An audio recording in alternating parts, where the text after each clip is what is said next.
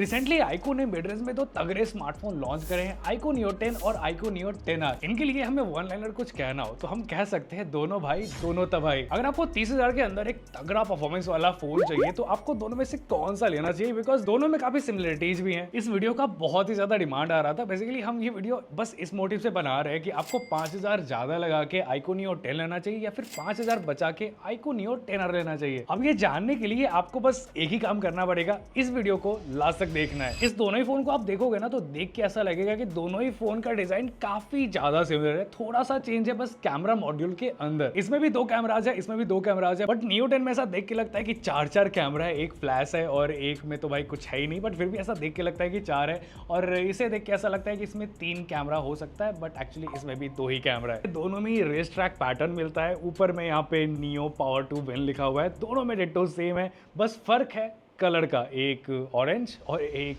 Violet. Neo 10R में 6400 mAh की battery मिलती है, लेकिन वहीं पे Neo 10 में 7000 mAh की बैटरी है। अभी दोनों में बैटरी में तो फर्क है, बट दोनों का वेट और थिकनेस बिल्कुल सेम है। दोनों ही फोन में आपको पॉलीकार्बोनेट बैक मिलेगा, पॉलीकार्बोनेट फ्रेम मिल जाएगा। दोनों ही फोन में IP65 की रेटिंग आती है। और अगर आपको फोन में आईआर ब्लास्टर चाहिए होता है तो दोनों ही फोन में आपको आईआर ब्लास्टर पे मिल जाएगा। Neo 10R में ऊपर के साइड आईआर ब्लास्टर मिलेगा और Neo 10 में कैमरा मॉड्यूल में ही आईआर ब्लास्टर डाला गया है। अभी कुछ चीजें हैं जिसमें भी दोनों में थोड़ा सा फर्क है। Neo 10R में आपको NFC नहीं मिलेगा और Neo 10 में NFC मिलता है। बेसिकली ये पेमेंट वगैरह के लिए यूज होता है।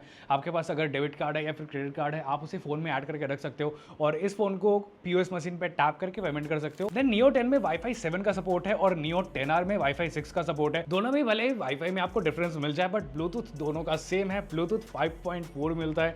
सो अगर आप कोई भी ईयरबड्स यूज करते हो दोनों ही फोन के साथ तो एक्सपीरियंस डिट्टो सेम मिलने वाला है। दोनों ही फोन में 144 हर्ट्ज का डिस्प्ले है, बट गेमिंग स्मूथ थोड़ी सी ज्यादा Neo 10 में होगी, बिकॉज Neo 10 का टच सैम्पलिंग रेट थोड़ा सा ज्यादा है। गेमिंग के टाइम पे Neo 10 का टच सैम्पलिंग रेट 3000 हर्ट्ज तक चला जाता है, लेकिन Neo 10R में वो सिर्फ 300 हर्ट्ज ही है। अब अगर आप एक नॉर्मल गेमर हो या फिर एक बीच वाले गेमर हो, देन आपको इससे कुछ ज्यादा खास फर्क फील नहीं होगा। अगर आप 4 फिंगर 8 फिंगर इस तरीके की गेमिंग करते हो फोन पे, देन आपको बहुत ही ज्यादा फर्क फील हो सकता है, अगर बहुत ही एडवांस गेमर हो आप तो। Neo 10 में 5500 निट्स की पीक ब्राइटनेस है और Neo 10R में 4500 निट्स की पीक ब्राइटनेस है। Neo 10 का डिस्प्ले एक्चुअली में काफी ज्यादा ब्राइट है, मतलब बोल सकते हो कि सेगमेंट में सबसे ब्राइटेस्ट डिस्प्ले Neo 10 का है, बिकॉज इसमें 2000 निट्स का हाई ब्राइटनेस मोड मिलता है। आउटडोर में अगर Neo 10R को यूज करते हैं ना तो काफी अच्छा है, मतलब सब कुछ आपको डिस्प्ले वगैरह हो गया या फिर जो भी चीजें आप प्रॉपर देख पाओगे। लेकिन अगर कंपेयर किया जाए तो Neo 10 Neo 10R से ज्यादा ब्राइट है। दोनों फोन का डिस्प्ले प्रोटेक्टेड रहे, प्रोटेक्शन भी सेम है, शॉर्ट सेंसन अप ग्लास मिलता है। आपके आईज प्रोटेक्टेड रहे इसके लिए PWM डिमिंग भी दोनों में मिल जाती है। iQOO Neo 10 में 4320 हर्ट्ज का PWM डिमिंग मिलता है, लेकिन वहीं पे iQOO Neo 10R में 3840 हर्ट्ज का PWM डिमिंग मिलता है। सो अगर आप दोनों ही फोन पे मल्टीमीडिया कंज्यूम करने का सोच रहे हो, देन दोनों ही में आपको HDR10 का सपोर्ट मिल जाता है, जो कि काफी अच्छी बात है। अब मल्टीमीडिया की बात कर ही रहे तो दोनों के स्पीकर्स भी टेस्ट कर लेते हैं कि भाई किसकी साउंड कितनी ज्यादा अच्छी है।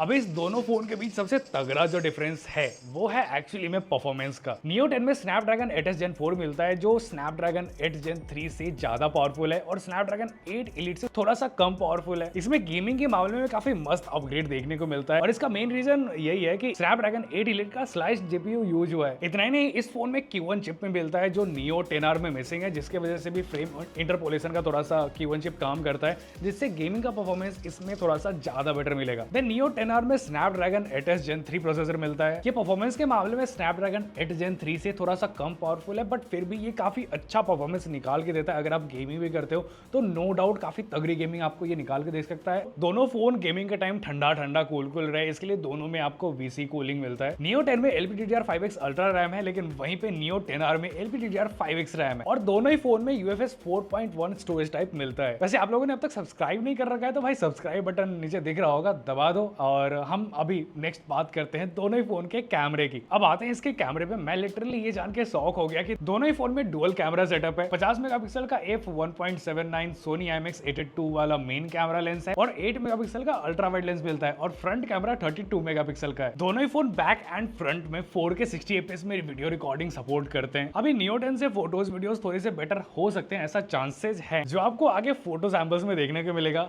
जस्ट बिकॉज इसका प्रोसेसर ज्यादा बेटर है, प्रोसेसिंग ज्यादा बेटर हो सकती है, जिससे फोटोज बहुत ज्यादा चांसेस है कि Neo 10 ज्यादा बेटर कैप्चर करेगा। चलो चेक करते हैं। अब जैसे मैंने बताया था कि iQOO Neo 10 में बेटर प्रोसेसर है तो आपको ऑप्टिमाइजेशन थोड़ा सा बेटर मिल सकता है, वही चीज इस फोटो में भी देखने को मिल रही है। वैसे आप जनरली फोटो आप देखोगे ना तो ऐसा लगेगा कि ये दोनों ही फोन से लगभग सेम फोटोज निकल के आ रहे हैं। चाहे आप पोर्ट्रेट शॉट्स देखो, एज डिटेक्शन भी काफी प्रॉपर है, मतलब दोनों गेमिंग फोन से फिर भी काफी अच्छे फोटोज दोनों ही फोन निकाल के दे रहे हैं। हमने यहाँ पे बहुत सारे ऑब्जेक्ट्स एंड बिल्डिंग्स वगैरह के भी फोटो क्लिक करी, दोनों ही फोन सेम फोटोज निकाल के दे रही है। थोड़ा बहुत कलर वगैरह का फर्क आ रहा है बट ओवरऑल आप जितने भी फोटोज देखोगे ना ऐसा लगेगा बिल्कुल सेम सा फोटो है। एंड नो डाउट दोनों ही फोन गेमिंग फोन के हिसाब से काफी अच्छे फोटोज निकाल के दे रहे हैं। बैटरी के मामले में Neo 10 के पास ज्यादा पॉइंट्स है बिकॉज इसमें 7000 mAh की बैटरी और 120 वॉट की चार्जिंग, 6400 mAh की बैटरी और 90 वॉट की चार्जिंग। दोनों फोन का OS सेम है। दोनों ही फोन में आपको 3 साल का OS अपडेट और 4 साल का सॉफ्टवेयर अपडेट मिलेगा। दोनों में ही AI फीचर्स, जो बेसिक AI फीचर्स होते हैं, दोनों में ही आपको सेम टू सेम मिल जाते हैं। प्राइसिंग की बात करेंगे ना तो Neo 10 स्टार्ट होता है अराउंड 27,000 से और Neo 10 स्टार्ट होता है अराउंड 32K से। देखो कैमरा, डिस्प्ले, डिजाइन दोनों का बिल्कुल सेम है। मेन फर्क आता है दोनों ही फोन के परफॉर्मेंस का। नो डाउट Neo 10 ज्यादा बेटर फोन है, आपको बेटर बैटरी मिल जाती है, बेटर परफॉर्मेंस मिल जाता है और 120 वॉट की चार्जिंग मिल जाती है। वैसे तो Neo 10R भी काफी पावरफुल फोन है, मतलब अभी ना ये टोटली आपके बजट पे डिपेंड करता है और आपके यूज केस पे डिपेंड करता है कि आपको कितनी गेमिंग करनी है। आपको एकदम चाहिए कि भाई तगड़ा सा परफॉर्मेंस हो, देन आपको ये फोन लेना हो। आपको चाहिए कि एकदम तगड़ा वाला बैटरी हो, बहुत ही बड़ा सा बैटरी हो, देन आपको ये लेना चाहिए। और बजट का थोड़ा सा दिक्कत सा आ रहा है, देन आप इसके साथ जा सकते हो। सो आपको क्या लगता है भाई, कमेंट करके जरूर बताओ। मैं मिलता हूँ नेक्स्ट वाली वीडियो में, तब तक के लिए बाय बाय और आप लोग सब्सक्राइब कर लेना।